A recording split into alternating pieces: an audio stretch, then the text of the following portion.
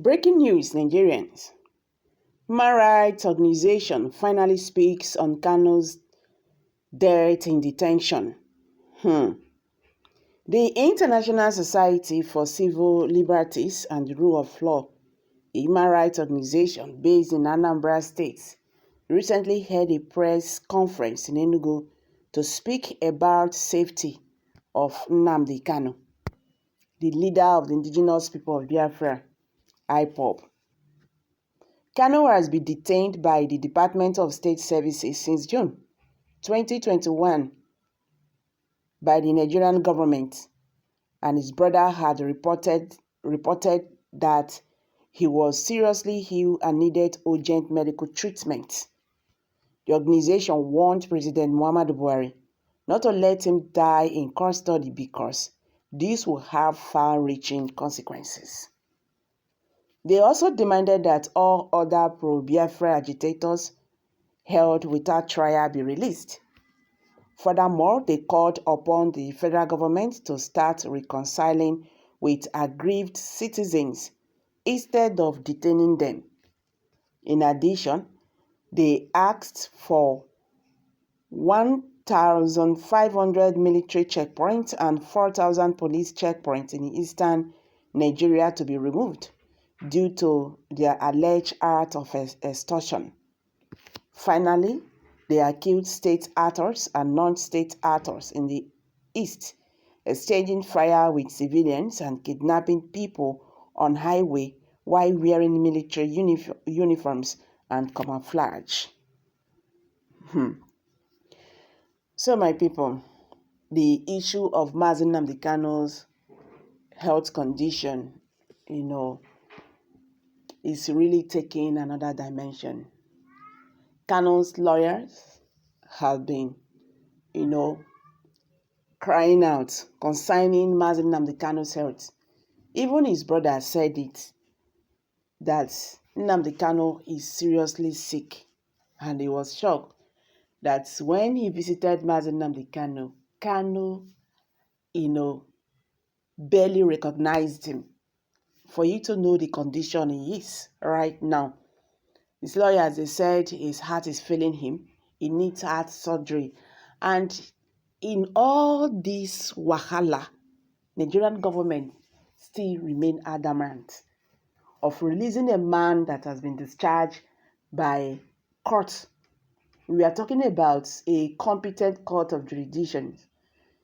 Now, Nigerians can now understand that the Fulanis are frightened. Yes, Malami is seriously frightened Nnamdi Kanu because with this attitude of the federal government of Nigeria, you can now understand that this is a personal issue. If they tell us say Nnamdi Kanu committed crime against Nigerian government for seeking self-determination, the same Nigerian court of law now discharge him based on the way Nigerian government treated this very man. So why would the federal government of Nigeria still insisting of pressing more charges, against him? Why would they not release a man that has been discharged by the court? And if Malami knows too well that he's not going to obey court orders, why taking the case to the court? They for just do what they want to do. The truth is that they have tried. Kanu is being, okay, let me put it this way. God has been in the side of Nnamdi Kanu. That does not mean that the Nigerian government have not tried the other way to make sure that Kanu is out from their way. But this is the biggest mistake they are making. In the southeast today, in other regions too, who are part of this Biafra struggle, they have up to 1 million Kanu waiting to see what the federal government will do concerning this. And what is going to be the fate of Mazi Nnamdi Kanu in this case. So they just have only one Mr. Kanu. So 999 Kanu is out there waiting. That is why this government have to be very careful. The way Nnamdi Kanu, is being treated in the DSS custody is unfair. Kanu's health is deteriorating. Someone who is having heart issues is a serious problem. And the Nigerian government have resorted in patronizing roadside chemists. The other day, the DSS said they don't have money to buy him drugs and to feed him. For good 9 days, someone who is battling, with heart issues, without drugs, and you know, if you not take medicine, how you go to survive? You know, see they give him food. The DSS are saying that there is no money. And why are you still holding him if you know that you cannot take good care of him? Because this man has been discharged. That thing then they look for, may they not try him. Just like what this organization have just said. Whatever plan the federal government have in mind. Because this issue now is just between Buhari, Nnamdi Kanu, and the AGF, Fulanis. Yeah, let's take it like that. Now then, they vex for President Muhammadu Buhari to say the other day, after many years of said that Mazi Nnamdi Kanu wears that his Jubilee of Sudan, not funny. He did not find it funny.